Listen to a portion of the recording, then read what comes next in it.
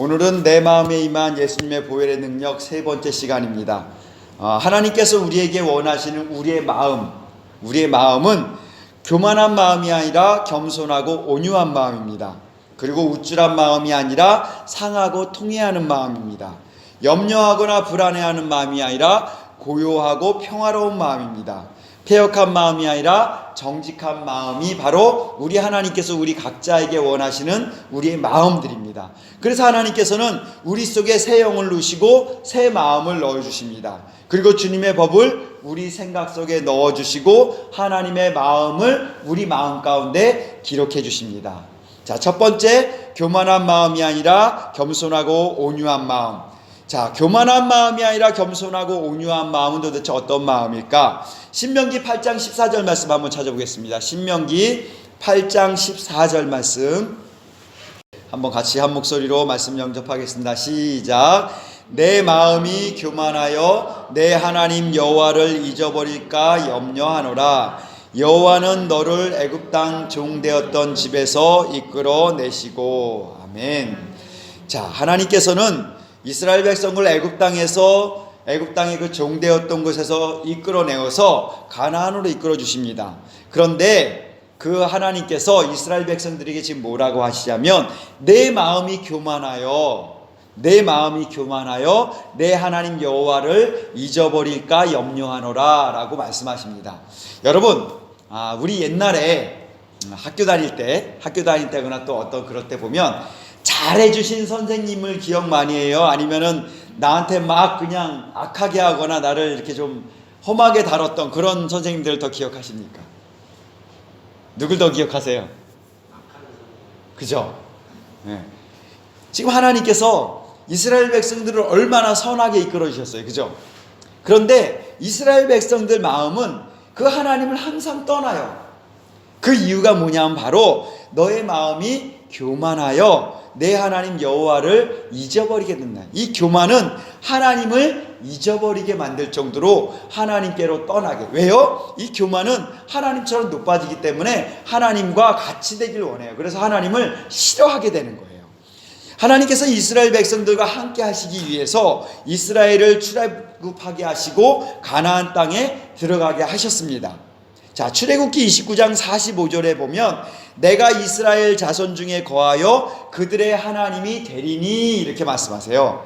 하나님께서는 이스라엘 중에 거하여 그들의 하나님이 되기를 원하셨습니다.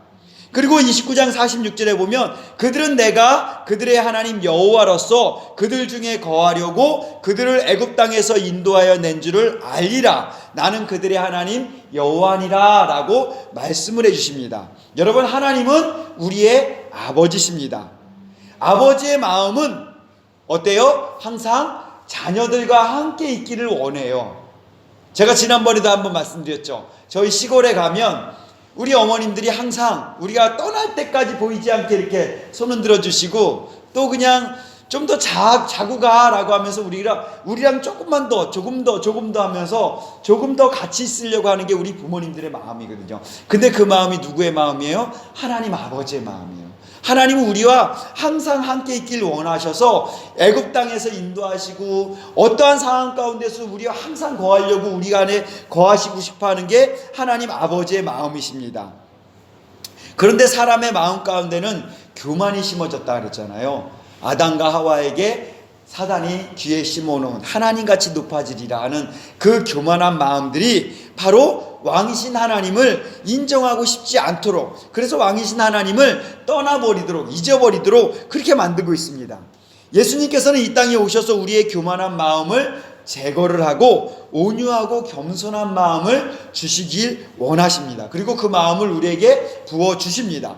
마태복음 11장 29절에 보면 우리가 너무나 잘 아는 말씀입니다. 나는 마음이 온유하고 겸손하니 나의 멍에를 메고 내게 배우라. 그리하면 너희 마음이 쉼을 얻으리라.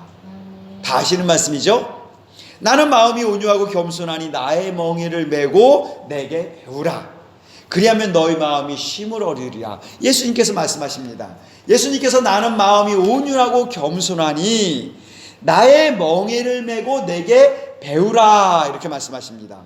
예수님의 마음은 온유와 겸손으로 가득 차 있으십니다.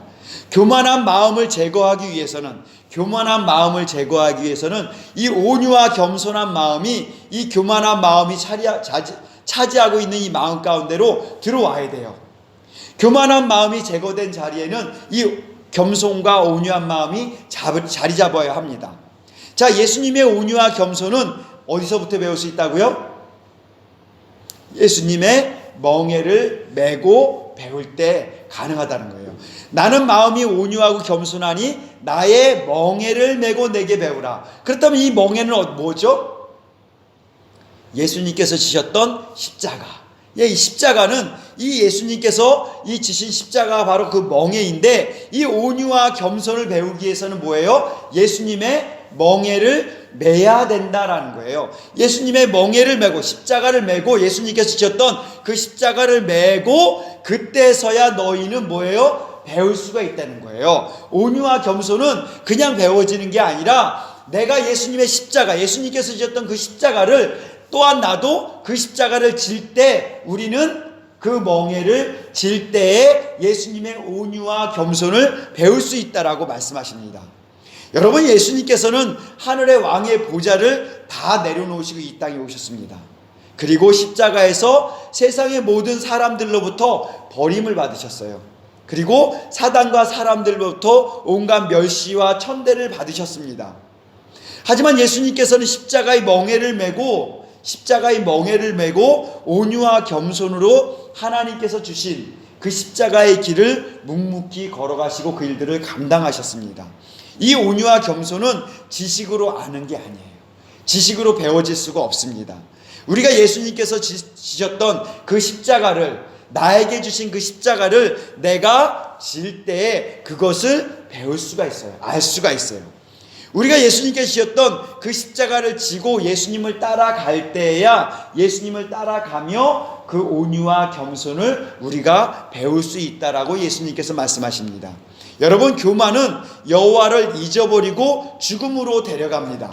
좀 전에 신명기 말씀에서도 내 마음이 교만하여 내 하나님 여호와를 어떻게 한다고요? 잊어버린대요. 마음이 교만함으로 말미암아 하나님을 잃어버린다는 거예요. 하지만 온유와 겸손은 예수님의 십자가를 바라봄으로 생명으로 나아가고 여호와 하나님을 기억하게 됩니다.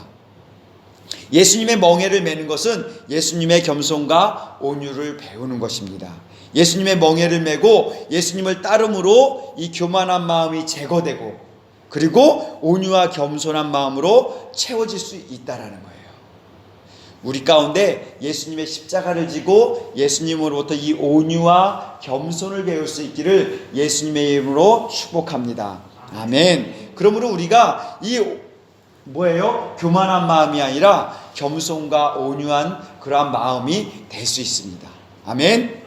자, 두 번째는 교만하여 우쭐한 마음이 아니라 상하고 통회하는 마음을 하나님께서는 원하십니다. 여러분, 우리 하박국 말씀 한번 찾아보겠습니다. 하박국 2장.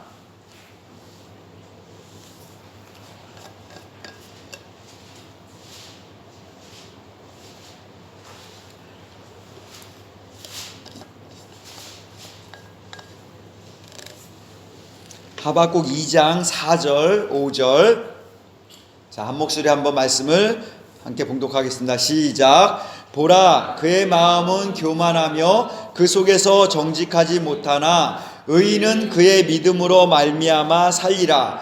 그는 술을 즐기며 거짓되고 교만하여 가만히 있지 아니하고 스올처럼 자기의 욕심을 넓히며, 또 그는 사망 같아서 족한 줄을 모르고 자기에게로 여러 나라 사람을 모으며 여러 백성을 모으나니. 아멘. 자, 마음의 교만은 정직하게 행하지 못한다고 말씀하십니다. 보라, 그의 마음은 교만하며 그 속에서 정직하지 못하나 라고 말씀하시면서 마음의 교만은 정직하게 행하지 못합니다. 그리고 교만은 가만히 있질 못해요. 5절에 보면 그는 술을 즐기며 거짓되고 교만하여 가만히 있지 아니하고 이렇게 얘기합니다. 이 교만은 우리를 가만히 있지 않게 만듭니다. 자신이 행한 일을 끊임없이 다른 사람들에게 알리고 싶어 합니다. 이게 바로 교만이에요. 자신을 끊임없이 포장해서 요만한 일을 했다고 해도 이만큼 포장해서 나 이런 일 했어, 이런 일 했어, 이런 일 했어 하면서 자기를 포장하고 나타내려고 하는 것들이 바로 교만이라고 지금 하나님께서 말씀하십니다. 교만하여 가만히 있지 아니하고 자신을 나타내려고 하는 거, 이게 바로 교만. 그래야 자신의 욕심을 넓혀가지고 아무리 넓혀도 만족할까요? 만족하지 못해요. 내가 한번 내 것을 자랑하기 시작하면 이 자랑이 이 사람에게도 전해져야 되고 이 사람에게 전해되고 끊임없이 그것이 전달되어져야만 합니다. 교만하여 만족할지 모르는 그러한 마음은 수올처럼이라고 표현하십니다. 수올은 저 지옥 끝, 그것을 수올이라고 얘기를 합니다. 내 마음 안에서, 혹시나 내 마음 안에서 나 뭐 이런 거 참 잘했는데, 나 이거 했는데, 나 하나님 앞에 이거 했는데 라는 마음이 내 마음에 든다면 내 마음이 지금 교만으로 올라가고 있다는 사실을 기억해야 됩니다. 이 교만은 내 마음을 우쭐거리게 만들어요. 내가 이거 했어, 나도 이거 했어 라고 하는 것들이 바로 교만입니다. 그래서 이 교만은 내가 한 일을 포장해서 알리고 싶어 하는 마음, 그리고 나를 나타내려고 하는 이런 마음을 교만하다, 우쭐한 마음이다 라고 하나님께서는 말씀하십니다. 근데 하나님께서 기뻐하시는 마음은 뭐예요? 자신을 드러내려는 이런 마음이 아니라고 말씀하세요.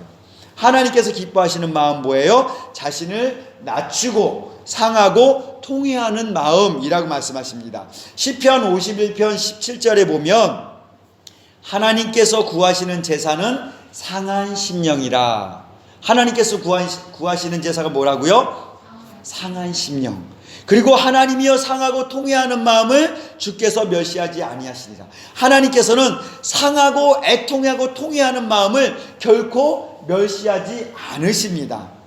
우리는 잘한 일에 대해서는 드러내려는 것을 아주 당연시하고 있습니다. 그런데 내가 잘했다고 하는 일들을 한번 가만히 생각해 보십시오.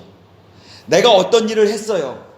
그 선행을 했습니다. 그 선행한 거는 모든 사람들부터 칭찬받아서 마땅한 일이죠. 그죠?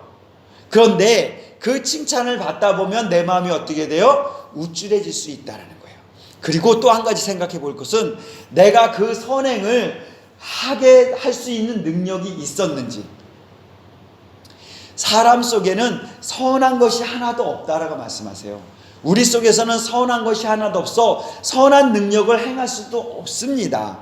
그러므로 내가 선한 일을 한다는 것은 그 선행을 할 수 있도록 하나님께서 모든 환경을 조성해 주시고 나의 마음조차도 하나님께서 움직여 주셔서 내가 그 선행을 할 수 있도록 하게 해 주신다는 거예요. 이러한 사실을 아는 사람들은 결코 자신을 드러내려고 자신을 우쭐대거나 교만하지 않습니다. 이 사실을 우리가 모르기 때문에 나를 자꾸 드러내려고 하고 내가 한 것처럼, 하나님께서 하셨는데 내가 한 것처럼 한다는 거예요. 그래서 이 하나님 앞에서 자기를 드러내지 아니하려는 이러한 마음이 통회하고 애통하는 사람들은 그저 나를 사용해 주신 하나님의 은혜, 내가 이 선행, 내가 이 일들을 할 수 있도록 허락해 주신 그 하나님의 은혜에 감사하고서 죽음의 그늘에 있어야 되는 내가 하나님의 자리로 옮겨졌다는 사실 하나만으로도 감사하고 내 죄악이 다 드러남으로 엎드릴 수밖에 없다는 사실을 인정하며 고백하는 그러한 사람이 바로 상한 심령이고 통회하는 그러한 마음이라고 하나님께서 말씀하십니다. 그러므로 시편 기자의 고백처럼 하나님께서 구하시는 제사는 상한 심령이 될 수가 있고 상하고 통회하는 마음을 하나님께서는 멸시하지 않고 받아주신다고 말씀하십니다. 하나님이여 상하고 통회하는 마음을 우리에게 허락하여 주옵소서. 하나님이여 나의 죄악된 모습을 보므로 나의 상한 심령을 보게 하여 주시옵소서. 그리고 회개의 은혜를 부어 주옵소서 라고 부르짖는 우리 모든 심령이 되어지길 예수님의 축복합니다. 이것이 바로 하나님께서 원하시는 마음이에요.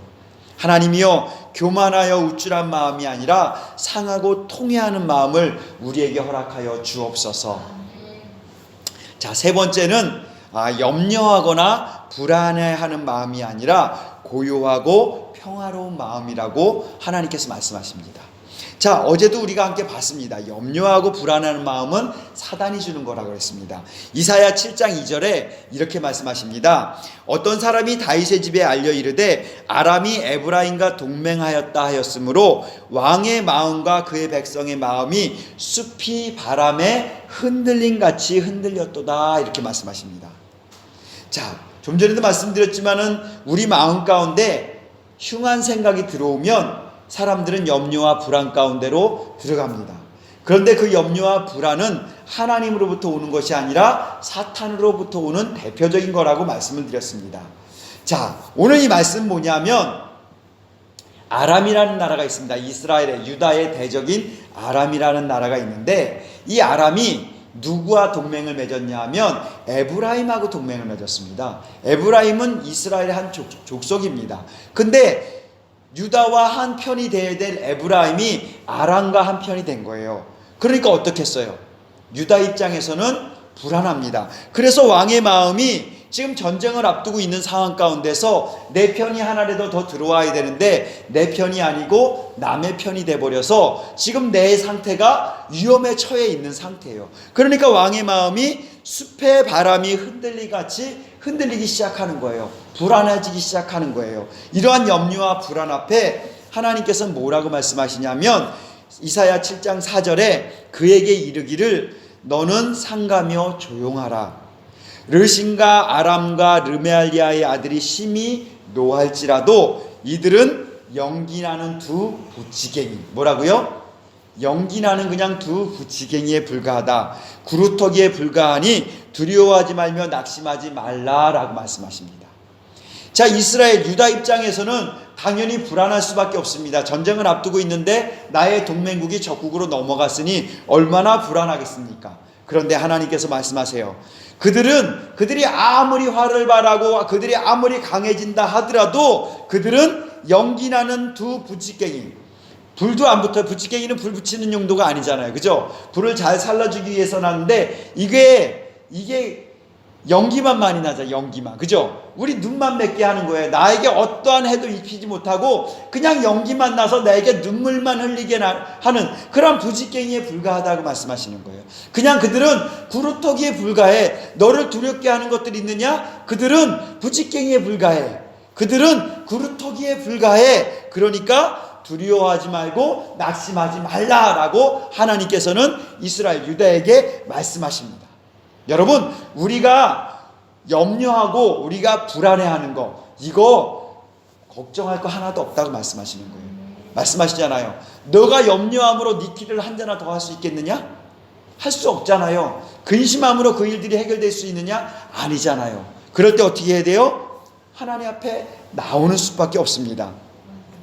사탄이 주는 이러한 염려와 불안 앞에 두려워하고 낙심하지 말아라 라고 하나님께서 말씀하십니다. 그러면서 이사야서 26장 3절에 주님께서 뭐라고 말씀하시냐면 주께서 심지가 견고한 자를 평강하고 평강하도록 지키시리니. 아멘. 한번 따라해 볼까요? 주께서 심지가 견고한 자를 평강하고 평강하도록 지키시리니. 아멘. 주께서 심지가 견고하다는 건 뭐예요? 바람에 막 이렇게 흔들리는 게 아니라 아주 진짜 주춧돌처럼 쫙 낮아서 어떠한 위험에도 흔들리지 않는 이 심지가 견고한 자를 어떻게 하신다고요? 평강하고 평강하도록 지키신다. 우리의 마음이 조금도 흔들림이 없이 하나님을 향해 있을 때 하나님께서 평강하도록 지켜주신다고 말씀을 해주고 계시는 거예요. 잠언 3장 5절에 보면 너는 마음을 다하여 여호와를 신뢰하고 내 명철을 의지하지 말라라고 말씀하십니다. 우리의 명철을 의지할 때는 망할 수밖에 없어요. 하지만 여호와를 신뢰할 때 우리 하나님께서 우리를 이끌어 주십니다. 또한 잠언 3장 6절에서 너는 범사의 그를 인정하라 그리하면 내 길을 지도하시리라 말씀하십니다. 아멘. 한번 따라해 볼까요? 너는 범사의 그를 인정하라 그리하면 내 길을 지도하시리라. 여호와 하나님을 인정함으로 우리의 길이 그분께서 이끌어 주시는, 그분께서 지도해 주시는 그러한 은혜가 있길 예수님을 축복합니다. 사람이 마음을 다하여 하나님을 신뢰할 때 그의 마음은 평화와 고요함으로 가득할 것입니다. 하나님께서 우리에게 원하고 주시고자 하는 마음은 염려하거나 불안해하는 마음이 아닙니다. 다시 한번 강조합니다. 염려와 불안은 사단이 주는 마음입니다. 아멘. 어떠한 상황 가운데서도 우리 하나님을 신뢰함으로 말미암아 그 길이 주님으로 말미암아 지도받는 은혜가 있기를 예수님의 축복합니다. 그러므로 말미암아 고요하고 평화로운 마음 가운데 우리의 삶이 사라지길 예수님의 축복합니다. 마지막으로는 패역한 마음이 아니라 정직한 마음이 하나님께서 원하시는 마음입니다. 잠언 3장 32절에 하나님께서 이렇게 말씀하십니다. 대저 패역한 자는 여호와께서 미워하시나. 패역한 자를 어떻게 하신다고요? 예, 하나님께서 미워하신답니다.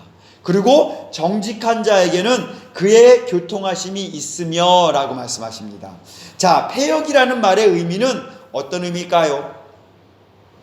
다 감은 잡히죠. 예, 이 패역이라는 말은 사람이 마땅히 행해야 할 도리를 하지 않는 것, 이것을 패역함이라고 얘기합니다. 이 패역함의 히브리어를 찾아보니까 루즈랍니다. 루즈라는 말인데 이 의미가 여호와를 이 의미는 떠나다 거역하다라는 뜻입니다. 패역하다는 떠나다 거역하다는 의미입니다. 그러니까 패역하다는 의미는 대저 여호와를 떠난 자들은, 대저 여호와를 거역한 자들은 이렇게 해석될 수 있습니다. 여호와를 떠난 자, 여호와를 거역한 자는 여호와께서 당연히 미워하신다고 하나님 말씀하십니다. 그리고 여기서 패역한 자는 여호와께서 미워하시나 정직한 자에게는 그의 교통하심이 있다라고 말씀하십니다. 이 정직한이라는 말은 히브리 언어로 야샤르랍니다. 한번 해볼까요? 야샤르. 이것은 곧다 그리고 기뻐하다라는 의미를 가지고 있습니다. 그러니 뭐예요? 정직한 자, 여호와를 기뻐하는 자에게는, 여호와께 곱게 행하는 자에게는 하나님께서 친밀하게 하나님께서 함께 하신다라는 말씀인데, 그리고 교통하심이라는 말 있잖아요. 교통하심. 이 교통하심은 하나님과 소통한다는 뜻이잖아요. 이거는 히브리어로 소드라는 말입니다. 소드. 함께 해볼까요? 소드. 이 소드라는 말은 어떤 의미냐면 친밀하다, 우리 친하다 이런 뜻이에요. 그래서 의논을 함께 한다라는 의미입니다. 그러니까 여호와를 기뻐하는 자에게는 하나님께서 친밀하게 대해주시면서 의논까지 하신대요. 현우야, 내가 이런 일을 할 거야. 넌 어떻게 생각하니? 하면서 하나님께서 의논해 주시는 거예요. 어디서 나타나요? 예, 아브라함에게 소돔과 고모라 성을 멸망시키려고 하실 때 내가 이 하나님의 이 아들에게 내가 어떻게 숨길 수가 있겠느냐 하면서 아브라함과 의논하세요. 그러면서 내가 이렇게 할 거야 라고 하니까 아브라함이 어떻게 해요? 하나님, 안 됩니다. 하나님, 저 성에는 죽어가는 사람들이 너무 많습니다. 하나님, 의인 몇 명 하면서 결국 의인 10명까지 내려오잖아요. 마지막으로 구하는데 하나님, 의인 10명 있으면 멸망시키지 말아주십시오 하면서 의논을 하면서 하나님께서 그 일을 다 들어주시잖아요. 근데 그 땅엔 정작 의인 10명이 없었던 거죠. 이와 같이 하나님께서는 정직한 자, 하나님을 기뻐하는 자, 하나님께로 길이 곧게 나 있는 자, 이런 사람들과 친밀하게 대하며 의논하시는 이러한 일을 하나님께서 해주십니다. 여호와 앞으로 나아가는 것을 기뻐함으로 말미암아 하나님과 친밀하게 살아가는 그 은혜의 길 예수님의 축복합니다. 여러분, 교만한 마음이 아니라 어떤 마음이요? 우쭐한 마음이 아니라, 염려하거나 불안한 마음이 아니라, 패역한 마음이 아니라, 아멘. 이 마음이 오늘 우리 마음 가운데 부어지길 예수님의 축복합니다. 그래서 주님께서는 우리 속에 새 영을 넣어주시고 새 마음을 주신답니다. 에스겔 36장 26절에 또 새 영을 너희 속에 두고 새 마음을 너희에게 주되 너희 육신에서 굳은 마음을 제거하고 부드러운 마음을 줄 것이다 라고 하나님께서 말씀하십니다. 우리에게 이런 마음, 예수님의 이 보혈의 능력은 우리에게 바로 이 새 영을 넣어주시고 새 마음을 넣어주셔서 우리의 이 패역한 마음들이 새롭게 되는 것을 말씀하는 거예요. 그래서 우리가 끊임없이 우리 마음 가운데 예수님의 보혈의 그 능력을 계속 선포하는 겁니다. 그래서 내 마음에 임한 예수님의 보혈의 능력, 아멘. 이것을 매일매일 우리 안에 선포하는 겁니다. 아멘. 그리고 또 한 가지, 예수님은 주님의 법을 우리 생각에 두시고 우리 마음에 기록해 주신다고 하십니다. 히브리서 8장 10절에 이렇게 말씀하십니다. 또 주께서 이르시되 그날 후에 내가 이스라엘 집과 맺을 언약은 이러하니 내 법을 그들의 생각에 두고. 하나님의 법을 어디에 둔다고요? 우리의 생각에 두고. 하나님의 법을 우리의 생각에 두고 그들의 마음을 이것을 기록하리라. 하나님의 법을 우리의 생각에 두고 우리 마음에 기록하시겠다고 하나님 말씀하십니다. 우리 생각과 마음에 두고 기록하면 이것이 잊어버려질까요? 우리 생각과 마음 가운데 기록되고 새겨지기 때문에 결코 잊어버릴 수가 없습니다. 근데 그 일을 하나님께서 우리에게 행해 주신답니다.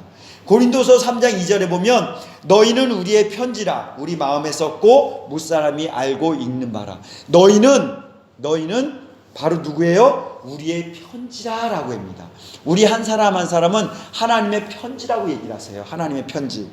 고린도서 3장 3절에 그러면서 이렇게 말씀하십니다. 너희는 우리로 말미암아 나타난 그리스도의 편지니 이는 먹으로 쓴 것이 아니요 오직 살아계신 하나님의 영으로 쓴 것이며 마음판에 쓴 것이라. 우리 마음판에 하나님의 편지가 쓰여져 있어요. 그리스도의 편지로서의 삶을 살아가길 원하시는 게 하나님 아버지의 마음입니다. 그래서 주께서는 우리 속에 새 영을 넣어주시고 주님의 법을 우리 안에 주신다고 말씀하십니다. 우리 마음판에 살아계신 하나님의 영으로 이 편지들을 써주셨습니다. 그러므로 우리는 교만한 마음이 아니라 어떤 마음이요? 겸손하고 온유한 마음, 우쭐한 마음이 아니라 염려하고 불안해하는 마음이 아니라 패악한 마음이 아니라 아멘. 이 마음들이 오늘 모든 심령 가운데 새겨지기를 예수님의 이름으로 축복합니다. 기도하겠습니다. 하나님 아버지 감사합니다. 우리에게 하나님 아버지 원하시는 하나님의 마음을 허락하여 주심을 감사합니다. 교만한 마음이 아니라 겸손하고 온유한 마음, 우쭐한 마음이 아니라 상하고 통회하는 마음, 염려하거나 불안해하는 마음이 아니라 고요하고 평화로운 마음, 패역한 마음이 아니라 정직한 마음을 우리에게 허락하여 주심을 감사합니다. 오늘도 우리 마음 가운데 임한 예수님의 보혈의 능력을 선포합니다. 임하여 주심을 감사합니다. 예수님의 이름으로 기도하였습니다. 아멘. 하늘에 계신 우리 아버지여, 이름이 거룩히 여김을 받으시오며 나라가 임하시오며 뜻이 하늘에서 땅에서도 이루어지이다. 오늘날 우리에게 일용할 양식을 주옵시고 우리가 우리에게 죄 지은 자를 사하여 준 것 같이 우리의 죄를 사하여 주시옵고 우리를 시험에 들게 하지 마시옵고 다만 악에서 구하옵소서. 나라와 권세와 영광이 아버지께 영원히 쌓옵나이다. 아멘.